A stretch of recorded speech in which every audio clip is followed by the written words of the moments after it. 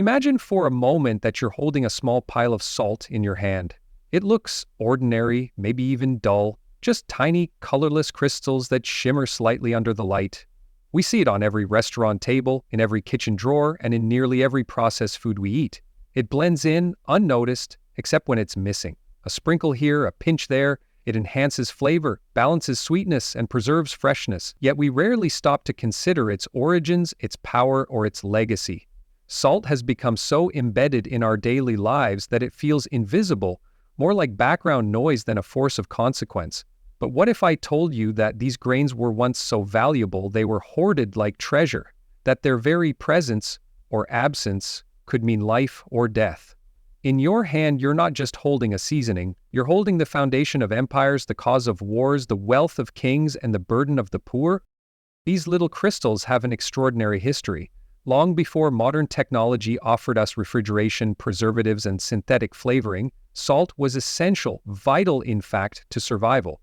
It preserved meat and fish in times of scarcity, sustained armies on long campaigns, and helped shape early trade routes that would later become the arteries of civilization. From the salt pans of ancient China to the camel caravans crossing the Sahara, salt was carried like gold, taxed like alcohol, and fought over like oil. Civilizations rose and fell on the back of salt production and control. Roman soldiers were sometimes paid in salt rations, giving rise to the word salary. Chinese dynasties built bureaucracies funded almost entirely through salt taxation. Even in medieval Europe, salt's cost and scarcity were enough to spark revolts. These aren't just historical footnotes, they're proof of how something so seemingly mundane could wield massive influence over human progress. And yet, the most astonishing thing is how we've forgotten it. The very fact that we can now reach for salt without a second thought is a testament to how far we've come and how easily we forget what once mattered most. That tiny pinch you add to your food today was once a luxury, a political tool, and even a symbol of purity and sacredness in various cultures. What changed? Industrialization made salt abundant and cheap, stripping away its mystique and hiding its historical power behind everyday convenience. But if we dig beneath the surface, past the supermarket shelves and fast food chains, we rediscover a powerful narrative, one that winds through deserts and empires, through revolts and revolutions. Salt, in its simplicity, tells a grand and complex story. This is the story we're about to uncover, a tale of how the humblest of minerals shaped our world in ways you never imagined. Long before anyone had heard of refrigerators, iceboxes, or freeze-drying, salt was humanity's most reliable method of food preservation. Picture ancient communities without access to electricity or modern conveniences, just sun, wind, fire, and the knowledge passed down by generations. Imagine fishermen living near the coast catching more than their families could eat in a day. What would they do with the extra catch? Without preservation, it would spoil by nightfall. But with salt, they had a solution that seemed almost magical. They would gut the fish, lay it in clay pots or flat wooden racks, and cover it completely with salt. The salt would draw out moisture, preventing bacterial growth. This simple method turned perishable food into long-letting sustenance that could be stored for weeks or even months.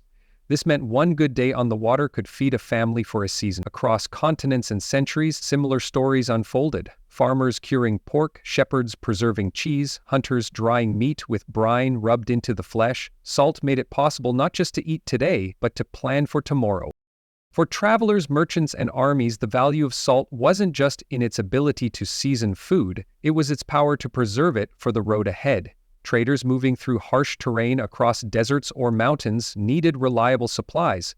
Caravans laden with goods would also carry barrels of salted food, dried meat, preserved fruits, and hard breads that could withstand time and travel. Without salt, long-distance trade would have collapsed under the weight of spoiled goods and starving workers. Salt enabled expansion. It allowed small communities to stretch outward, to connect across distances, to share culture and commerce. Salt turned isolated settlements into nodes on trade routes. The more mobile people became, the more vital salt grew. Even the sea, so full of danger and promise, was tamed in part by the humble mineral. Long before GPS or radar, before diesel engines or canned rations, early sailors packed salted cod, beef, and pork into the hulls of their wooden ships. The salt not only kept their food edible but helped prevent scurvy by making it possible to carry citrus or vegetables longer. Explorers crossing oceans owed as much to salt as to compass or sail. Today, we often take salt for granted. We casually sprinkle it on fries, toss handfuls into boiling water, ignore the tiny packets and takeout bags, but every grain we use connects us to a history that stretches back thousands of years. A history of survival, innovation, resilience, a story where civilizations rose and fell not just by the sword, but by the shaker. Whether you're seasoning your soup or storing your passwords, remember this: the salt in your hand is more than a condiment. It is the last remaining trace of a world where salt preserved life, power, and memory. The reliance on salt created entire industries, sparked innovation, and even shaped geography. Coastal towns sprang up around salt flats, and empires built roads leading directly to salt mines. Salt works became hubs of commerce, politics, and labor. Salt taxes filled national treasuries and often became symbols of oppression. French peasants, for instance, famously rebelled against the gabelle, a royal tax on salt, before the French Revolution. The wealth of cities like Timbuktu was not just built on gold but on the Transiran salt trade that flowed in and out of West Africa. In China, dynasties controlled salt production with iron hands, recognizing its strategic and economic value. When governments and rulers had control over salt, they held power over food, trade, and survival itself. The importance of salt wasn't just practical, it was deeply political. And when it was denied, people rebelled. That's how vital it was. To possess salt was to hold a key to power. To lack it was to be vulnerable to decay, literal and social. In times of war, salt took on even greater importance. Soldiers on campaign couldn't count on stopping to cook or hunt. They needed food ready at a moment's notice, food that wouldn't spoil under the summer sun or during weeks of marching. Salted provisions became standard military fare. Generals built entire supply lines around salt. Armies didn't just fight for land or power, they fought to control salt mines and salt roads. Without salt, entire campaigns could fall apart. Hunger destroyed morale, disease spread through spoiled food. In many ways, the history of warfare is also the history of salt. The Roman Empire, for instance, built infrastructure with salt in mind. The Via Salaria, the Salt Road, was one of their earliest highways, used to move salt from the coast into the heart of Rome. Roman soldiers were sometimes paid in salt, or given stipends called salarium, the root of our modern word salary. That's how fundamental it was. Salt literally shaped the economy. Salt shaped human migration. Communities settled near salt springs, coastlines, and natural salt pans. The need for a stable salt supply influenced the location of ancient cities and trade posts. From the earliest Mesopotamian towns to the bustling market cities of West Africa, salt was the lifeblood of trade. Traders from Mali, for instance, risked their lives crossing the Sahara with camel caravans loaded with salt slabs. These journeys were grueling and dangerous. Sandstorms, bandits, and heat took their toll. But the reward was immense. A single slab of salt could buy livestock, textiles, or even slaves. Salt was currency, nourishment, and economic engine. It was valued equally with gold. Even language reflects salt's centrality. Phrases like "worth your salt," "salt of the earth," and "take it with a grain of salt" all echo the importance salt once held in society. Proverbs and idioms across cultures highlight how salt was synonymous with value, honesty, and wisdom. In the Bible, salt is mentioned as a symbol of purity and covenant. In ancient Jewish rituals, salt was part of temple offerings. In Islam, salt is a traditional part of breaking fast. In Hindu customs, salt is a key component in purification ceremonies. Salt is present in religious texts, spiritual practices, and communal rituals worldwide.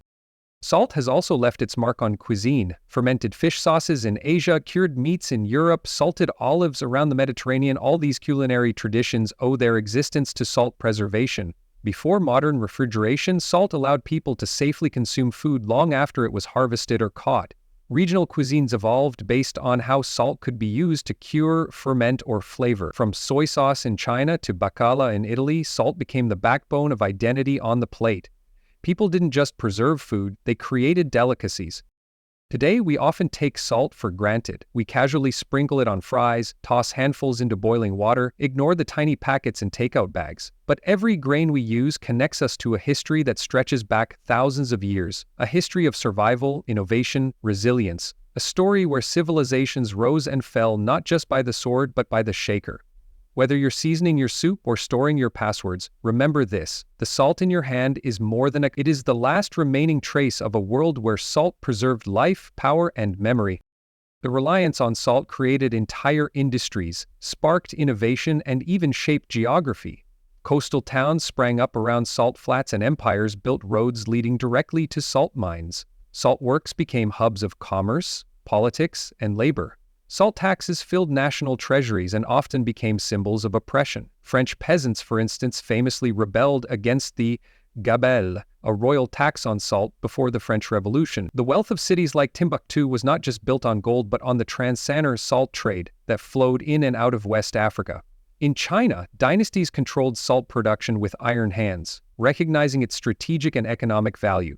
When governments and rulers had control over salt, they held power over food, trade, and survival itself. The importance of salt wasn't just practical, it was deeply political, and when it was denied, people rebelled. That's how vital it was. To possess salt was to hold a key to power, to lack it was to be vulnerable to decay, literal and social.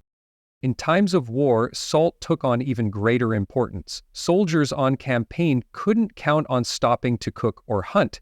They needed food ready at a moment's notice, food that wouldn't spoil under the summer sun or during weeks of marching. Salted provisions became standard military fare. Generals built entire supply lines around salt. Armies didn't just fight for land or power, they fought to control salt mines and salt roads. Without salt, entire campaigns could fall apart. Hunger destroyed morale, disease spread through spoiled food. In many ways, the history of warfare is also the history of salt. The Roman Empire, for instance, built infrastructure with salt in mind. The Via Salaria, the salt road, was one of their earliest highways, used to move salt from the coast into the heart of Rome. Roman soldiers were sometimes paid in salt, or given stipends called salarium, the root of our modern words. That's how fundamental it was. Salt literally shaped the economy.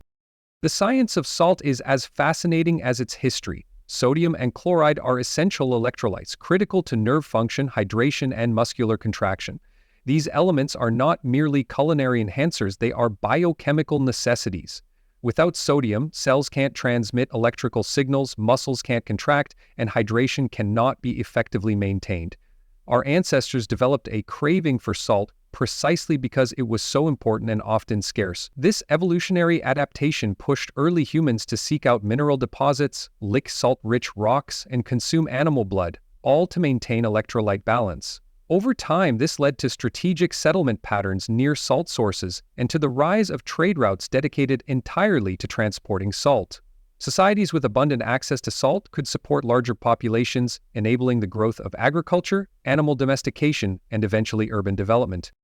But just as a lack of salt was once a threat, an excess now presents a modern health crisis. With industrialization came processed foods, many of which are loaded with hidden sodium. This shift has led to widespread dietary imbalances. Today, high sodium intake is directly linked to hypertension, a leading cause of heart disease and stroke. The very mineral that once preserved food and staved off famine now contributes to chronic illness in many parts of the world. It's a paradox that reflects our broader struggle with abundance. We are still navigating how to balance necessity with moderation.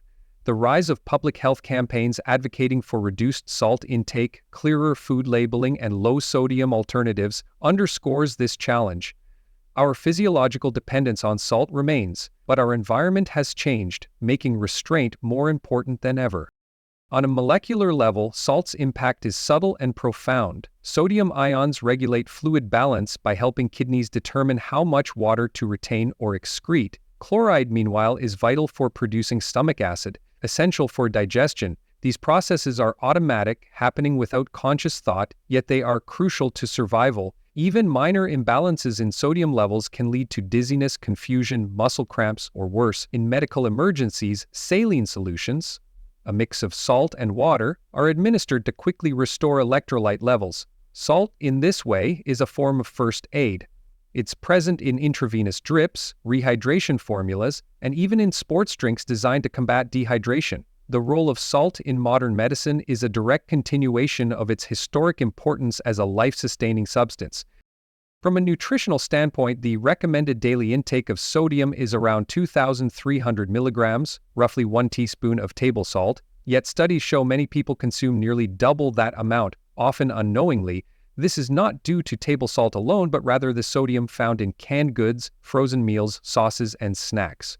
The solution isn't eliminating salt entirely, that would be unhealthy and unsustainable, but learning to control its sources. Many health experts now promote a real food approach, cooking with fresh ingredients, using herbs for flavor, and being mindful of processed food labels. Educational initiatives aim to reconnect people with the basics of nutrition, helping them make informed choices that align with their health needs.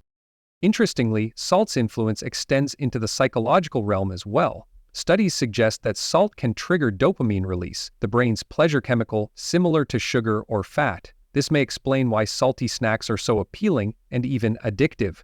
The food industry understands this well and often uses salt to enhance flavor profiles, mask bitterness, and extend shelf life. The result is a marketplace flooded with hyper-palatable foods engineered to keep us coming back for more. Navigating this environment requires awareness and intention. As consumers, we must remember that salt is both a tool and a temptation, something to be respected, not abused. The conversation around salt is evolving. It's no longer just about seasoning or even survival. It's about sustainability, wellness, and informed living. Scientists are now studying alternative salts, like potassium chloride, as potential substitutes that provide similar taste with less health risk. Chefs are exploring artisanal salts with unique mineral profiles, celebrating regional variations and production methods. Cultural traditions around salt, whether it's Japanese miso, Himalayan pink salt, or Nordic salted fish, are being re-examined through modern lenses, blending heritage with innovation. And in the digital age, salt has even taken on metaphorical meaning. To be salty is to be bitter or upset, a linguistic nod to the mineral's sharp edge, essential and dangerous, basic and complex. As we move forward, the story of salt remains unfinished. New discoveries about the human microbiome, for example, suggest that salt may play a role in gut health. Emerging research is examining how sodium interacts with gut bacteria and influences immune responses. These findings could reshape how we understand inflammation, autoimmune disorders, and metabolic diseases. Meanwhile, global efforts to reduce salt intake, especially in fast-growing economies, are becoming public health priorities. The World Health Organization has set ambitious targets for sodium reduction, recognizing it as a cost-efficient way to save millions of lives. In conclusion, salt is far more than a seasoning. It's a thread woven through biology, culture, and civilization itself. It has preserved our food and our stories, fueled our bodies and our battles. It demands respect, not just for its power to enhance flavor, but for its profound influence on human life. The next time you reach for the salt shaker, pause for a moment. Think about the ancient traders, the marching soldiers, the revolting peasants, and the modern scientists, all connected by this tiny crystal. In its grains lie the echoes of our past and the choices of our future.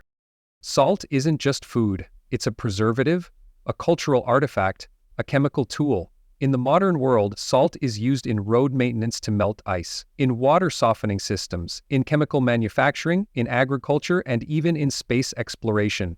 Salt-based compounds help preserve vaccines and medications. Engineers study how salt crystals form in order to manage corrosion and scale in pipelines. In nuclear energy, molten salt reactors are explored for clean energy solutions. The reach of salt is profound. Salt has even influenced art and storytelling. Writers use salt as metaphor, pain, preservation, bitterness. Poets reference salt tears. Artists create salt sculptures and installations that erode over time, mirroring salt's transient but essential nature. In literature, salt seasons both the literal and the symbolic. It represents hardship, survival, and ancient wisdom. Just like fire or water, salt is elemental. As we enter the future, the legacy of salt continues. New technologies harness salt to store energy in molten salt batteries. Desalination plants turn salt water into fresh water, addressing global water scarcity. Startups experiment with salt-based cooling systems for climate control. Salt is part of the green revolution, quietly powering the next wave of innovation. From ancient brine wells to modern labs, salt travels through every chapter of human advancement. And still, at the end of the day, it's on your dinner table. A simple twist of a grinder, a tiny sparkle on the rim of a margarita glass, a dusting on a caramel. Every crystal carries the weight of empires, revolutions, and daily rituals. Salt is history you can taste. So the next time you reach for it, pause, reflect. You're not just adding flavor, you're stirring memory, honoring struggle, and seasoning your life with one of the most powerful substances on earth. Even in peacetime, salt maintained its grip on daily life. It was sold in markets, taxed by rulers, and even used as a unit of currency. A pound of salt could be traded for livestock, grain, or tools. In regions like West Africa, salt was so valuable it was traded ounce for ounce with gold. In China, emperors controlled salt production as a means of state power, using the revenue to fund armies, build canals, and govern their people. In medieval Europe, salt rights could grant or deny a nobleman's fortune.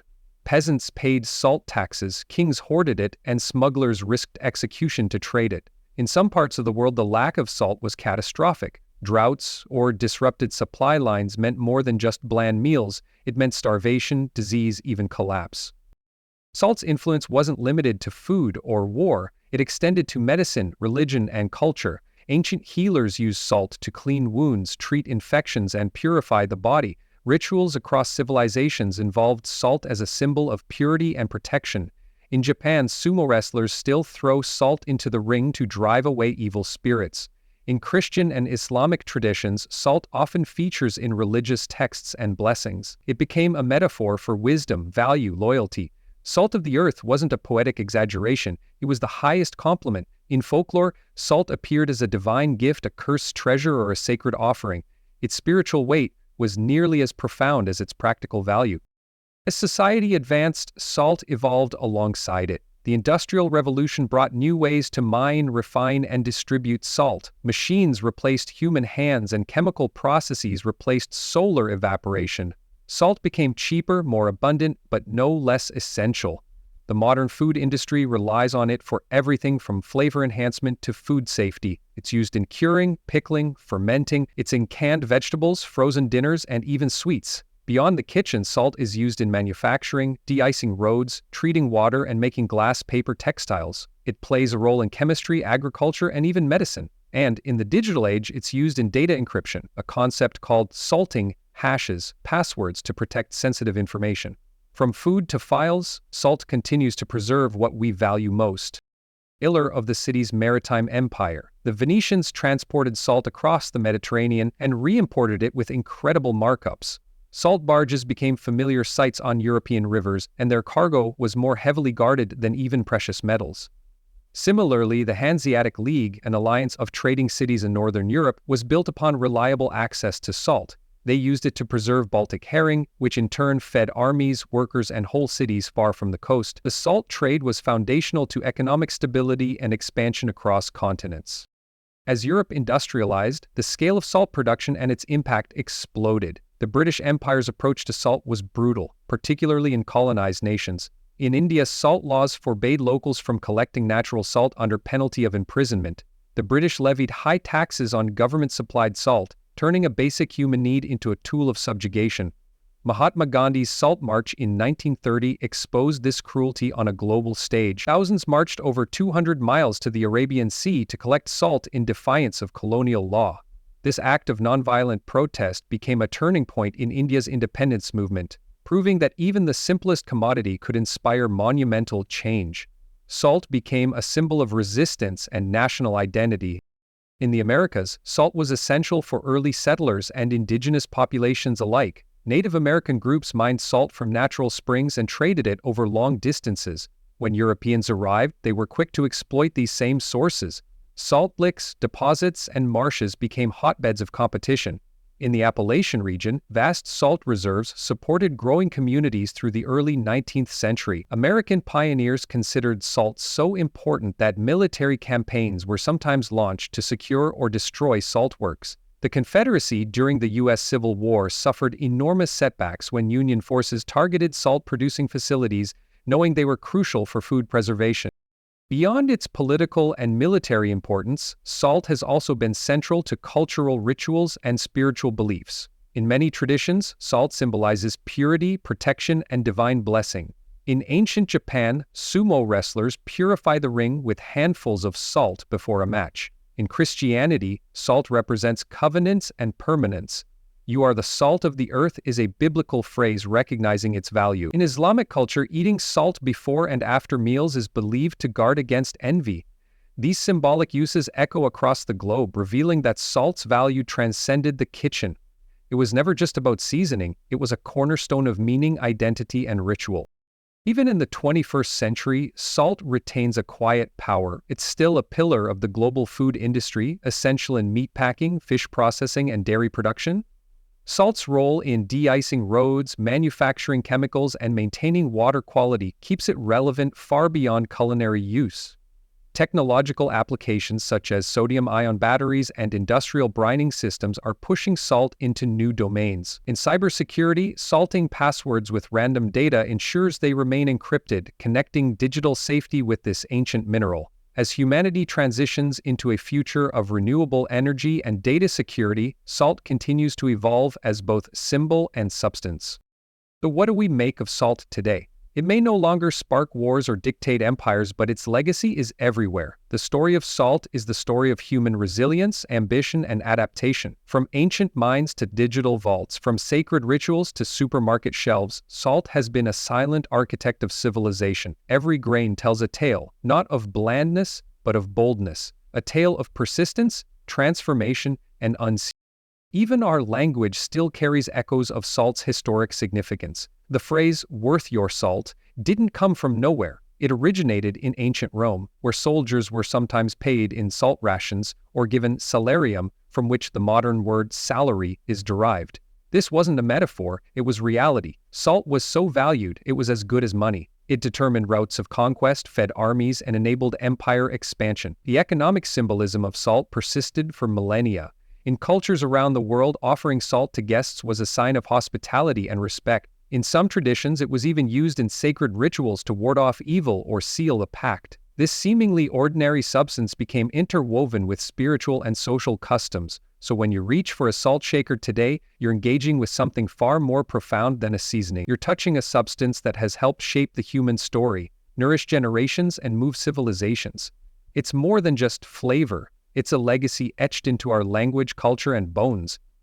Let's journey back to Mesopotamia, the cradle of civilization, where the Tigris and Euphrates rivers gave rise to one of the first great societies. Here, salt was far more than seasoning. It was currency, a symbol of value, and a tool of governance. Archaeologists have found cuneiform tablets that mention salt trade routes and pricing, and Hammurabi, the famous Babylonian king, engraved the price of salt right alongside laws for theft, property, and family. These weren't trivial rules tucked into dusty corners of the law. They were central to the social order. If salt was overpriced, penalties followed. If someone stole salt, they faced real consequences. That's how vital it was. The Babylonians understood salt's essential role in food preservation and trade and regulated it just as modern governments regulate energy or water. Salt merchants wielded significant power, and salt distribution became a way for rulers to manage wealth, control populations, and maintain order.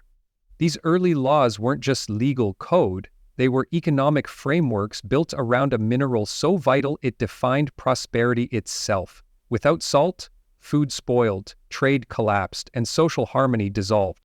Travel southwest to the ancient land of the Nile, and salt again takes center stage. But this time, it enters the realm of eternity. Ancient Egyptians didn't just value salt for trade and preservation, they revered it for its power to preserve bodies for the afterlife. In their complex funerary rituals, salt, in the form of natron, a naturally occurring salt mixture, was used to dehydrate and embalm corpses. This was no mere technical step, the entire process was steeped in spiritual meaning. Without successful mummification, the soul couldn't transition to the afterlife. Salt was what kept the body intact, resisting decay long enough for the spiritual journey to unfold. Royalty and the elite were embalmed with great care, surrounded by offerings, including more salt. Temples kept storerooms of it, and workers along the Nile harvested it from dry lakes and salt pans. For the Egyptians, salt wasn't just about survival, it was about legacy, transcendence, and divine continuity. It was their insurance policy for eternity. Remove salt from this equation and you strip away a cornerstone of Egyptian theology, identity, and immortality. Their pyramids may have reached the skies, but salt helped secure the soul's passage beyond them. Now let's turn to ancient Greece, where salt's role became tied not just to food or ritual, but to the value of labor and human dignity. Greek society, with its democratic ideals and philosophical inquiries, still relied on the fundamentals of trade and nourishment. Salt was essential for curing olives and preserving fish, two dietary staples, and therefore became entwined with both economy and health. But it was among soldiers and government workers that salt gained unique symbolic value. Soldiers were sometimes compensated not with coin but with a salt allowance, a salarium. This practice later inspired the Latin root for our modern word salary. To be worth your salt meant that you had earned your keep, your payment, your sustenance. It was a marker of personal worth and contribution. In temples, salt was used in purification rituals. In marketplaces, it was weighed with care, and its price could influence regional stability. Salt was not just a necessity, it was a standard of trust. The Greeks recognized that this crystal mineral didn't just season life, it stabilized it. It held armies together, nourished bodies, defined fairness in labor, and in doing so, laid the linguistic foundation for how we still value work today. Now picture mighty Rome at the height of its imperial power, a sprawling city of columns, conquests, and commerce. Amid its towering aqueducts and crowded forums, salt wasn't just a kitchen staple, it was currency. Roman soldiers, known for their discipline and reach, were sometimes paid partially in salt rations, a practice that solidified salt's link to the word salary.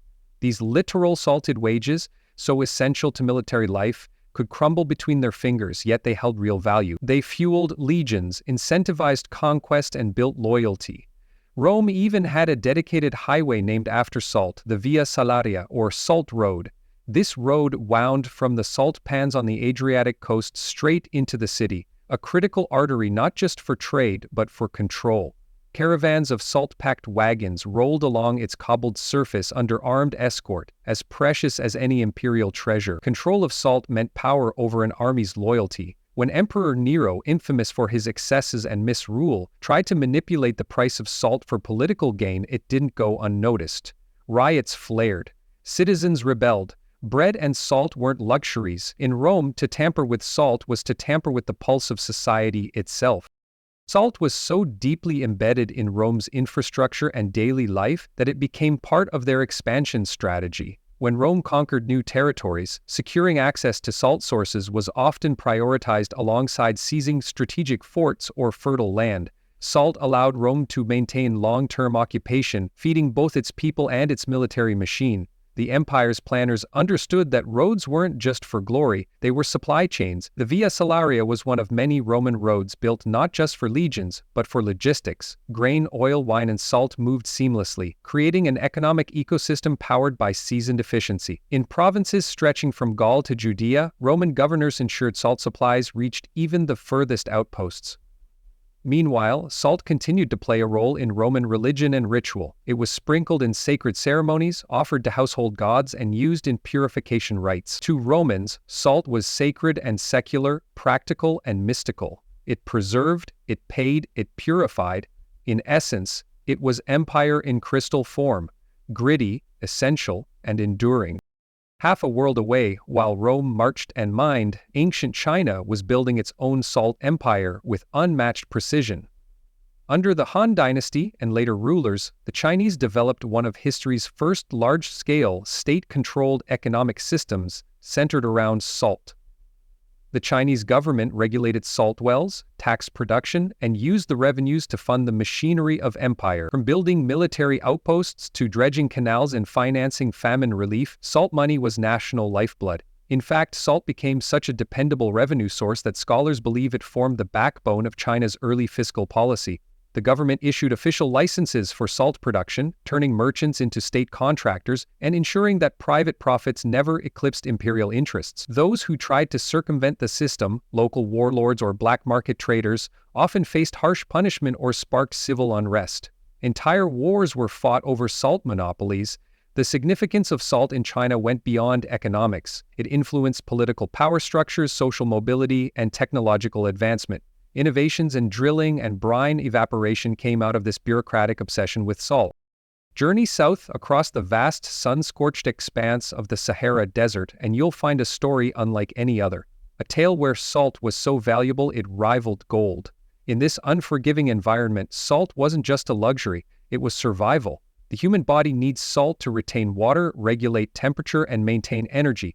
especially in a place where the sun punishes relentlessly and dehydration is a constant threat. Salt mines like those in Tahaza in modern-day Mali produced vast slabs of salt, which were then loaded onto the backs of camels in massive caravans. These weren't casual trips. A single salt caravan could consist of hundreds of camels, each carrying heavy bricks of salt across treacherous dunes, guided by Tuareg traders who knew the stars and the sand.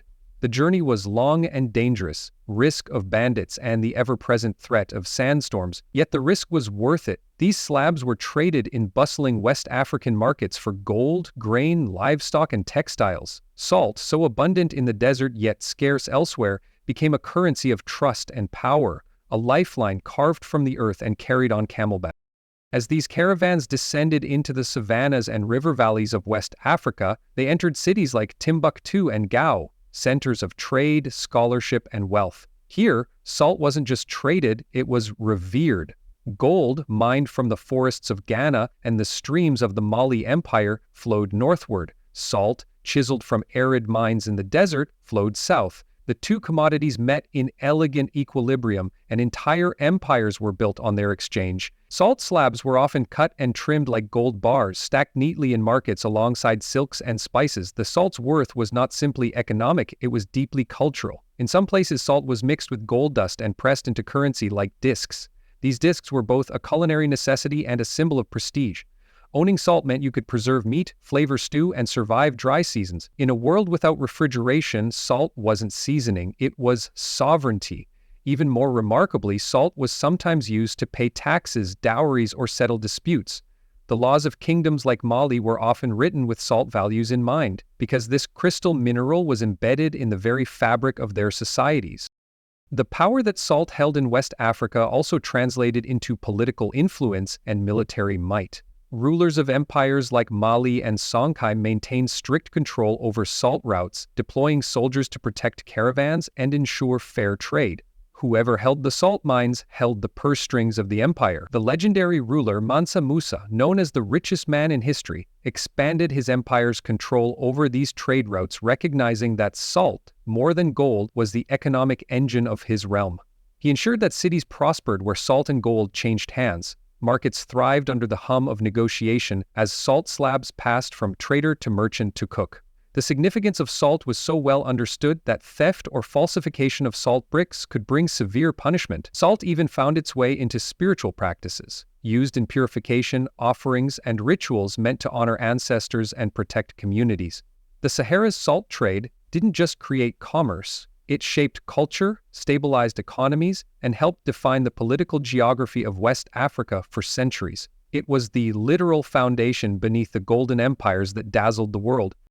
At the dawn of modern Europe, as the age of exploration surged forward, salt quietly shaped the ambitions of empires. While history often emphasizes the spice trade, pepper, cinnamon, cloves, it was preservation, not just flavor, that truly fueled the global race. European explorers needed a way to keep meat and fish edible on long ocean voyages, and salt was the answer. It extended shelf life, protected against spoilage, and kept sailors fed across vast and uncharted seas. The Spanish conquistadors understood this well. As they expanded across the Americas, they didn't just take gold, they took salt. In places like Peru and the Yucatan Peninsula, they seized indigenous sea salt production sites, folding them into the machinery of colonial dominance.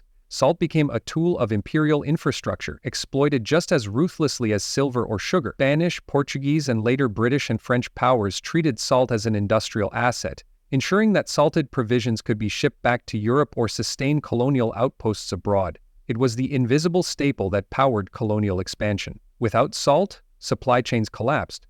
Salt became so essential that it shared the ship holds with barrels of gin. As colonial empires expanded, salt wasn't just a commodity, it became a symbol of control.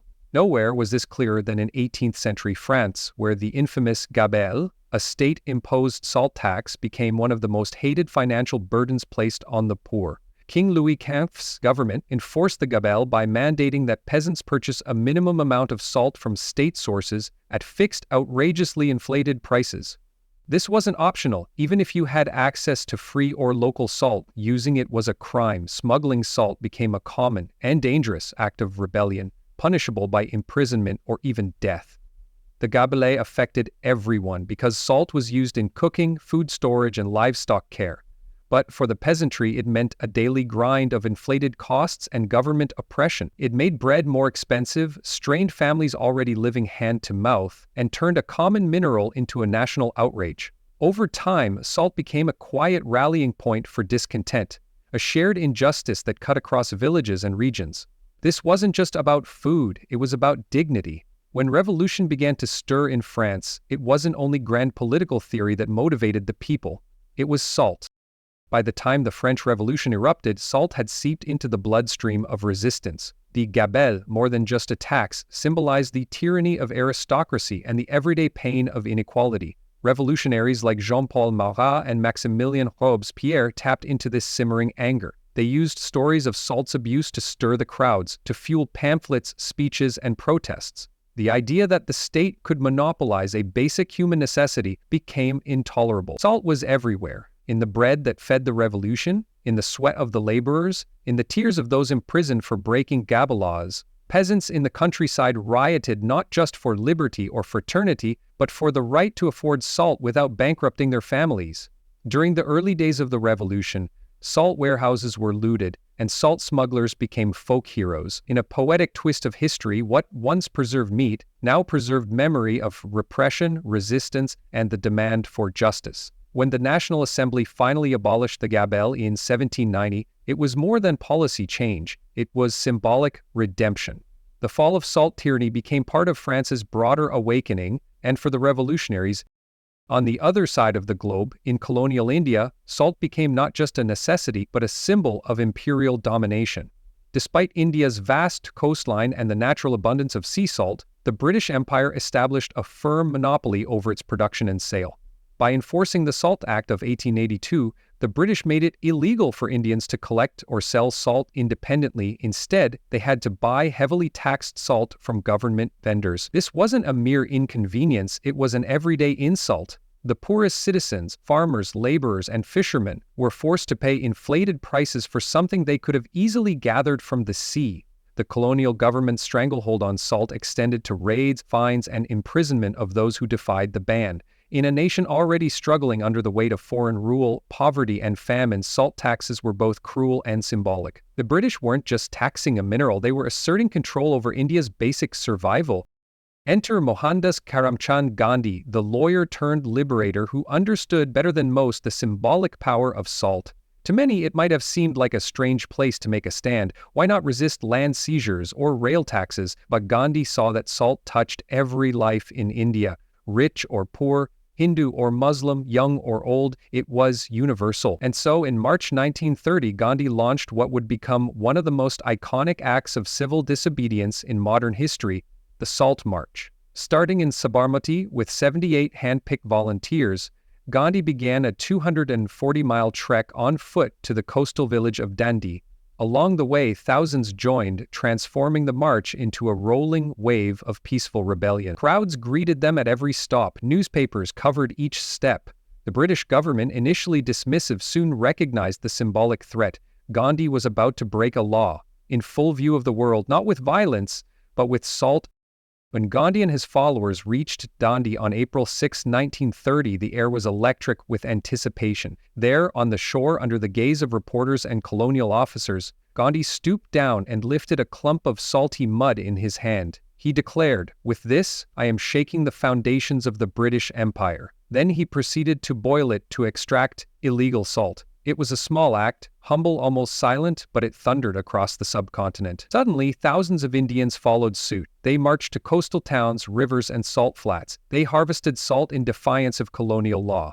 British authorities responded with brutality. Over 60,000 Indians were arrested in the aftermath, including Gandhi himself. Yet the image of a frail man defiantly holding salt against an empire couldn't be erased. It was broadcast around the globe, inspiring oppressed peoples everywhere and strengthening India's demand for independence. What made the Salt March uniquely powerful was its resonance with people across caste, class, and religion. It wasn't a movement led by elites for elites. It was driven by the collective suffering of ordinary Indians. Salt was in everyone's home, everyone's kitchen, and everyone's veins. It unified the country in a way few other issues could. Gandhi's brilliance lay in choosing a symbol that was simple yet profound. By challenging the salt laws, he wasn't just demanding economic relief, he was reclaiming human dignity. The Salt March marked the beginning of a broader civil disobedience campaign where Indians boycotted British goods, refused to pay taxes, and willingly filled jails. It wasn't just about salt anymore. It was about the right to self-rule, to make decisions for their own lives, and to resist tyranny with truth and nonviolence. The British could no longer claim moral superiority in the face of such peaceful, determined resistance. In retrospect, the Salt March cracked more than colonial policy. It fractured the myth of imperial invincibility. It showed that an empire could be shaken not by swords or bullets, but by unity and conscience. What the British dismissed as symbolic defiance proved to be a turning point in India's independence movement. From Dandi to Delhi, the salt Gandhi harvested turned into a wave that eroded the foundations of foreign rule. It gave rise to other nonviolent struggles and set the template for civil rights movements around the world. Martin Luther King Jr., Nelson Mandela, and countless others would later cite Gandhi and the Salt March as a guiding light. It's astonishing, really, how one handful of salt, lifted on a quiet shore, could carry the weight of a nation's dreams and help topple a global empire. What began as seasoning became revolution. In the United States, salt played one of its most unusual roles during the Civil War, becoming a silent yet critical asset on the battlefield. The Union forces quickly realized that salt was a linchpin in the Confederate Army's food supply. Armies required vast quantities of preserved meat, especially pork and beef, to survive lengthy campaigns without refrigeration. Salt was the only way to keep meat from spoiling in the southern heat. As a result, the Union's military strategy evolved to include not just combat with muskets and cannons, but with strategic sabotage of salt works. Salt mines and processing plants were identified, mapped, and destroyed. Entire salt facilities along the coasts of Virginia and Georgia were burned to the ground by Union troops, not just to cut off food supply but to sap Confederate morale. When salt production fell, so did the quantity of preserved food reaching frontline soldiers. This wasn't a war of just weaponry, it was a war on resources. The deliberate targeting of salt represented one of the first large-scale examples of modern logistical warfare, starving the enemy not through siege alone, but by destroying the infrastructure that made survival possible. After the war, as America transitioned into an industrial powerhouse, salt production was revolutionized. The age of camel caravans and wooden salt pans gave way to massive steel evaporators and mechanized drills. Salt was no longer scraped from coastal flats or mined with primitive tools. It was pumped, extracted, processed, and refined in massive quantities. Industrial salt works could now generate thousands of tons per day, changing how societies interacted with the mineral. What was once rare and precious became readily available and astonishingly cheap. This industrial boom meant that salt's role shifted from a preservative treasure to a utilitarian ingredient. It became a staple in mass-produced canned goods, essential to burgeoning urban populations. Entire cities in the north, like Syracuse, New York, became famous for their salt production, earning it the nickname Salt City. With such abundant salt lost some of its mystical allure, but gained strategic economic value. It helped fuel new food systems, support long-haul rail supply chains, and ultimately modernize diets around the world. As salt became more accessible, its applications diversified dramatically. No longer limited to preserving meat or flavoring stews, salt found its way into road maintenance, agriculture, and even medicine. During harsh winters in industrial cities, spreading salt on icy roads became an essential safety measure. Salt also helped preserve building materials, sterilize wounds, and regulate animal nutrition. This tiny crystal transformed from culinary necessity into a pillar of modern infrastructure. Salt's practical power was now matched by its culinary influence thanks to a growing interest in gastronomy. By the 20th century, food scientists and chefs alike discovered salt's ability to enhance, balance, and unlock flavors in almost any dish. Salt interacts with taste receptors, amplifying sweetness, taming bitterness, and deepening umami. It became the invisible artist in every kitchen, essential in baking, roasting, frying, and curing. Though it had lost its rarity, salt had never been more relevant. Its transformation mirrored society's own evolution, from survival to sophistication, from scarcity to abundance, and from folk ingredient to scientific staple. By the time culinary arts exploded globally in the late 20th and early 21st centuries, salt had taken on a new identity as a luxury item.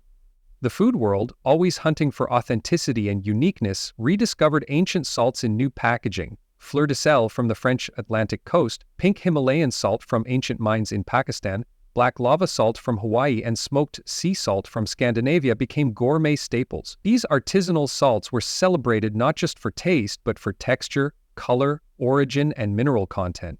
Chefs began to experiment with finishing salts, delicate flakes sprinkled at the end of a dish to provide both crunch and visual flair. Cooking shows, high-end restaurants, and food blogs turned these salts into culinary fashion statements.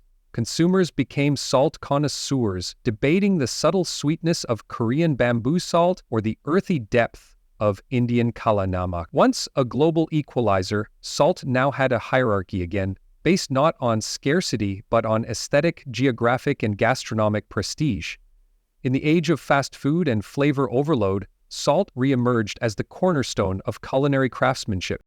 Yet even as it climbed the gourmet ladder, salt retained its democratic roots. It remained in every home, in every kitchen drawer, in every culture's signature recipes, from soy sauce in Asia to cured ham in Europe, from brined cheese in the Middle East to cornmeal tamales in Latin America.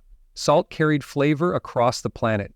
And while health debates began to question high-sodium diets, no one questioned salt's importance. Governments created guidelines, food companies adapted formulas, and yet salt remained less villain, more misunderstood essential. Salt shakers might shrink, but salt's status endures. It teaches us that the simplest things often shape the deepest parts of history. Whether it sparked revolutions, fed armies, salted roads, or enhanced truffle risottos, salt's story is our story. A legacy of survival, innovation, and taste, preserved across time, grain by grain. Salt isn't just about taste or history, it's about health. In the early 20th century, a silent health crisis swept across multiple countries. Iodine deficiency. People in inland and mountainous regions far from oceanic iodine-rich foods began developing goiters, swollen thyroid glands in the neck. Children experienced developmental delays and pregnant women faced higher risks. The solution was surprisingly simple: iodized salt. By adding trace amounts of iodine to the most widely used mineral in the kitchen, governments found an elegant way to fix a major nutritional gap. Countries like the United States, Switzerland, and later many parts of Africa and Asia launched national campaigns promoting iodized salt, often pairing medical messaging with school lunches and public broadcasts. The success was immense. Rates of iodine deficiency disorders dropped significantly, leading to improved cognitive development, better maternal health, and a boost in national productivity. Today, iodized salt is a global norm, and while iodine deficiency still lingers in the poorest corners of the world, it's rare in most modern populations. All because of one small tweak to an everyday staple. Salt didn't just preserve meat, it preserved minds. But salt, for all its nutritional fixes, can become a modern health hazard when consumed in excess. The same mineral that once saved food and prevented goiters now looms large in conversations about hypertension and heart disease. Modern processed foods are laced with sodium, often far more than we need. Salt is in bread, sauces, snacks, soups, and fast food. The convenience of ready-to-eat meals means people often ingest double or triple the recommended daily sodium intake without. Even in our digital age, salt has taken on an unexpected but essential role in the realm of cybersecurity. While no longer a mineral to be sprinkled over food, in this context, salt is a string of random characters added to a password before it is hashed, a process that turns the password into a fixed-length, scrambled value. This makes it exponentially harder for hackers to reverse engineer or guess the original password, especially when using dictionary attacks or rainbow tables. Without this added salt, identical passwords would hash to identical values, making it easy for attackers to identify reused passwords across systems. By introducing a unique salt value to each user's password, developers ensure that even if two people choose the same password, their stored versions appear completely different. This technique forms a critical layer of defense in protecting personal data, banking information, and communication systems in our hyper-connected world. It's fascinating that something once vital for preserving fish or mummifying pharaohs is now just as essential in preserving digital integrity. Though invisible and non-edible in this form, salt remains indispensable. No longer just for bodies, but for bytes. As cybersecurity experts salt passwords to keep our digital lives safe, chefs around the globe continue to explore salt in its most ancient and tangible form as a medium of flavor and preservation. The modern culinary world has embraced a renaissance of salt varieties, turning this humble mineral into a centerpiece of texture, color, and craftsmanship. Coarse sea salt, delicate fleur de sel, rose-pink Himalayan crystals, black lava salt, smoked sea salt. Each tells a story of origin and processing. Chefs no longer see salt as a uniform white powder, they see it as an instrument of transformation. Texture alone can alter the experience of a dish. A flake of Malden salt crackling on a soft caramel, or the crunch of Hawaiian red clay salt on grilled pineapple, adds a sensory dimension beyond taste. These finishing salts are not simply functional, they are decorative, symbolic, and deeply cultural. Diners have become more discerning, appreciating salt not only as a flavor enhancer, but as a component of culinary identity. It may be the oldest spice, but in the hands of modern chefs, salt remains as versatile and fashionable as ever. One of the most revered applications of salt is in the centuries-old practice of curing fish. Across Scandinavia, Eastern Europe, and parts of Asia, fish is layered in sea salt and stored in cool environments to draw out moisture, intensify flavor, and prevent bacterial growth. The technique, known as gravlax in Nordic countries or shiozaki in Japan, doesn't just preserve fish, it transforms it. The result is silky, richly flavored fish that can be eaten raw or lightly smoked, served thinly sliced with breads or condiments. In Japan, whole fillets are cured with salt and hung to dry, resulting in preserved seafood that lasts weeks without refrigeration. The beauty of this process lies in its simplicity: fish, salt, time. Yet it's also an exercise in precision. Too little salt, and the fish spoils. Too much, and it becomes inedible. It's a delicate balance handed down through generations. Today, these traditional methods are not only preserved in rural kitchens but embraced by gourmet restaurants and artisanal producers. Salt in this setting is no longer just an ingredient, it's a tool of mastery, a bridge between tradition and modern gastronomy. Another example of salt's extraordinary culinary power is found in Spain, where it plays a vital role in creating one of the world's most coveted delicacies, jamón ibérico. This dry-cured ham, made from the black-hoofed Iberian pigs that roam oak forests and feast on acorns, is carefully salted to remove moisture before being hung to age, sometimes for up to 4 years. The salting stage is absolutely critical. Too brief and the meat may rot, too long and it loses its unique buttery flavor. Large granules of rock salt are applied by hand, penetrating the ham and allowing the preservation process to begin. Over time, as the salt interacts with enzymes in the meat, it develops layers of nutty, earthy complexity. The final product is not just preserved, it is elevated. Each leg of jamón becomes a symbol of patience, climate, and terroir. Artisans inspect the aging hams regularly, monitoring humidity and airflow. When it's finally ready, a small slice reveals a marbled mosaic of fat and lean meat that melts on the tongue. Salt has done more than preserve. It has curated a culinary treasure, revered not just in Spain but globally. Beyond the professional kitchen, salt also plays a vital role in the daily cooking rituals of home chefs around the world. Whether sprinkled into a boiling pot of pasta water, rubbed into a roast, or blended into a marinade, salt is often the first ingredient touched in the kitchen and the last. Home cooks instinctively know that salt can rescue a bland dish, heighten sweetness, and deepen savory notes. But today, even home salt usage has grown more sophisticated. Supermarkets stock kosher salt, pink salt, flake salt, iodized and non-iodized varieties. Recipe blogs explain the science of brining, the secrets of seasoning in layers, and how different types of salt dissolve at different rates. The humble act of seasoning has become an exploration of chemistry and craft. And in an era increasingly focused on mindfulness, many cooks are rediscovering the tactile pleasure of grinding salt by hand or pinching a flake from a small dish. It's intimate, primal, and universal. Despite its ancient origins, salt continues to adapt, remaining one of the few ingredients that connects professional chefs, tech developers, and home cooks alike. It may change form, but its power endures. Salt isn't just a mineral, it's a narrative of humanity itself. The sheer diversity of salts available today tells stories etched over centuries. Take sea salt, for instance. Solar evaporated from tidal pools, it carries the scent and minerals of the oceans it comes from. Fleur de sel, hand-harvested from the surface of salt ponds in France, is delicate, moist, and prized for its rarity and refinement. Himalayan pink salt, formed from ancient seas trapped beneath the earth and mined in Pakistan, reflects both geological time and cultural pride. Black lava salt infused with activated charcoal connects food with earth and fire in places like Hawaii or Cyprus. Flake salts like Malden are shaped more by craftsmanship than by nature, offering chefs control over texture and solubility. Smoked salts, infused over hours or days with woods like alder or hickory, give food the primal flavor of flame without a grill. Each type reflects its origin, a place where climate, environment, and tradition converge to shape flavor and texture.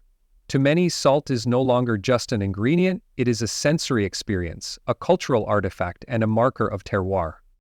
This evolution of salt has led to something remarkable: salt tasting. High-end culinary circles, salt tastings are conducted like wine or olive oil samplings. Tasters examine the crunch, dissolve rate, mineral notes, and finish of different salts, comparing the sharp salinity of Celtic sea salt to the earthy undertone of Bolivian rose. Some salts impart a subtle sweetness, others a briny sting, and many enhance umami or soften bitterness. Chefs increasingly pair salt types with dishes the same way sommeliers pair wine with food. You might find a chef finishing grilled steak with black lava salt for its smoky complexity, or topping caramel fudge with fleur de sel for a contrast that amplifies sweetness. Even home cooks are joining the movement, purchasing specialty salts for brining, baking, fermenting, or simply finishing. Salt, once tossed casually into pots, is now stored in artisan jars, sprinkled with reverence. It is a study in precision, creativity, and balance. We've gone from fearing salt as a tool of oversalting and heart disease to respecting it as a craft ingredient that can bring dimension, structure, and depth to food. The very act of seasoning is now an act of storytelling. Looking back, it's staggering how far we've come with salt. In ancient times, it was so precious that entire cities and empires were built around its access. Romans constructed the Via Salaria, or Salt Road, to transport this white gold from the coast to the capital.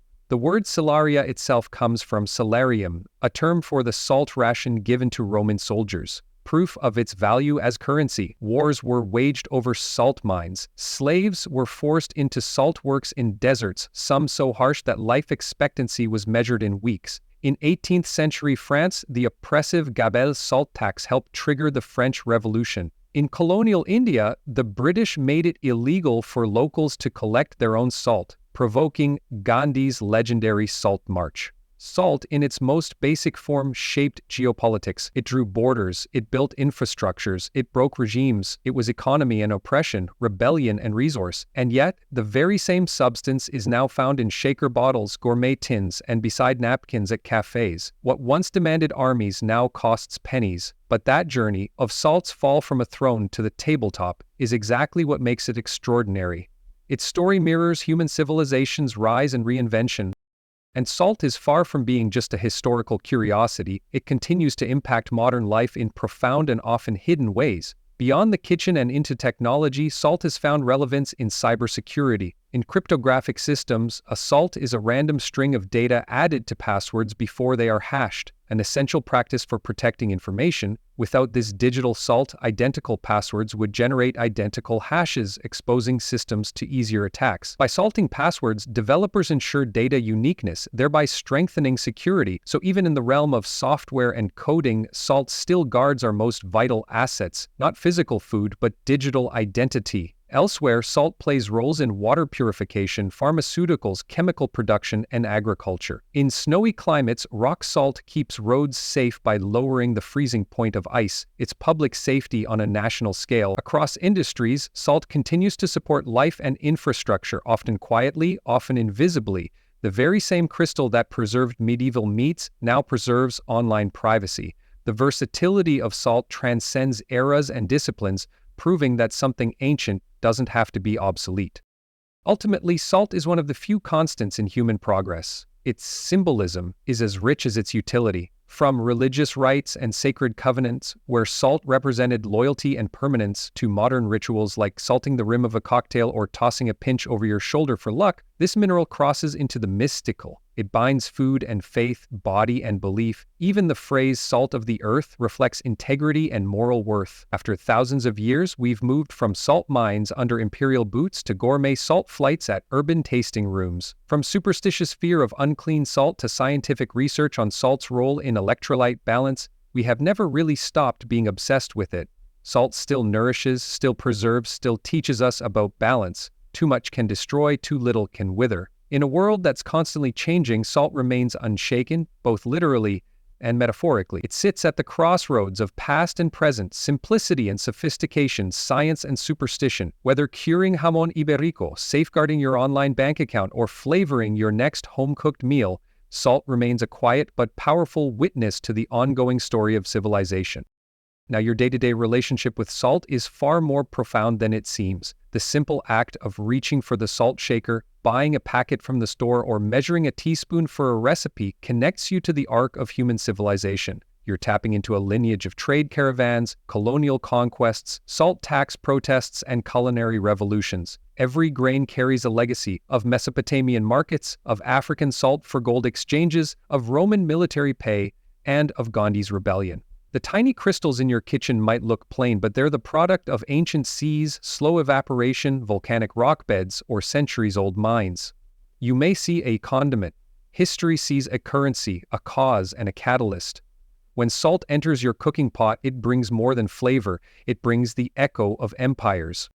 As you season your food, think about how long salt has seasoned human life. Its purpose has always extended beyond taste. Salt preserved the meats of armies on the move. It gave flavor to lean winter meals when vegetables were scarce. It enabled migration, sustained war, and shaped nutrition long before vitamins were discovered.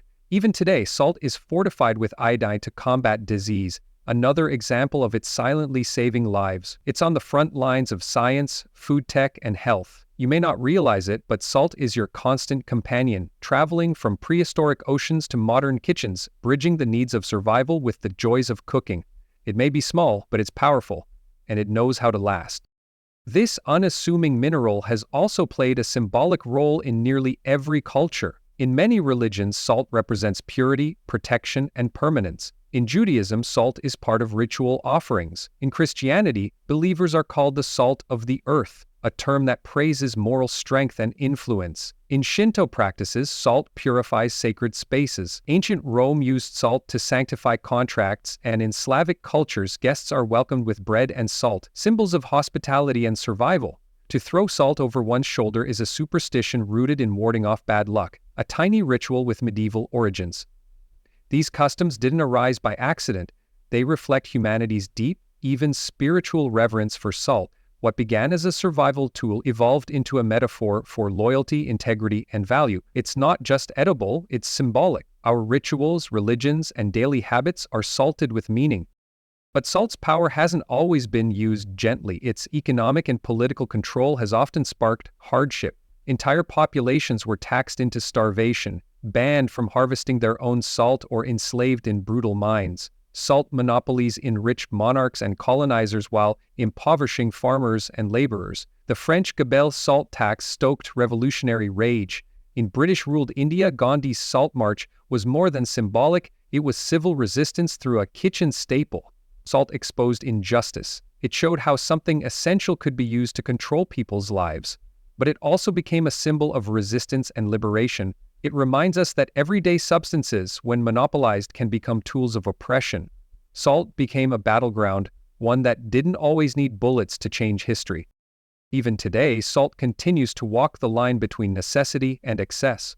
While ancient people feared not having enough, we now face concerns about having too much.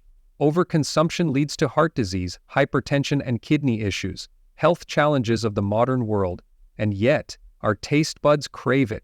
Processed foods are loaded with sodium. Restaurant meals often exceed daily limits in a single sitting. This dual nature, essential but dangerous in excess, makes salt one of the few ingredients that still demands respect and moderation. It invites us to be thoughtful about balance. Salt teaches us how to preserve, enhance, and elevate, but also how to listen to our bodies and traditions. It's not just a food story, it's a human one, always balancing between need and knowledge. And if you've ever thought of salt as boring, this story should give you pause. Its role in shaping trade routes, empires, civil rights movements, religious rituals, and even software security proves that nothing is inherently dull. Often, the most ordinary-seeming items have the most extraordinary stories.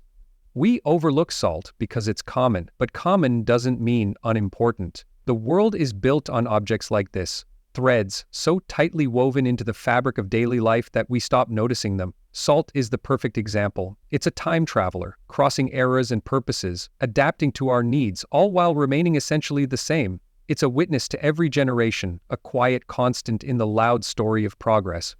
So if you've learned something new today, if your view of salt is a little saltier in the best way, don't let that spark fade. Hit the like button, subscribe, and ring that bell icon because we've only just begun unearthing these forgotten gems of human history. We're going to dig into the secret history of paper, the untold journey of laundry, the philosophical legacy of the pencil, objects you interact with daily that hold epic narratives behind their bland exteriors. We believe that boring history isn't boring at all. It's overlooked, underappreciated, and wildly powerful. So stay curious, stay questioning, and stay with us, because from the salt on your fries to the ink in your pen, every piece of your world has a past worth telling.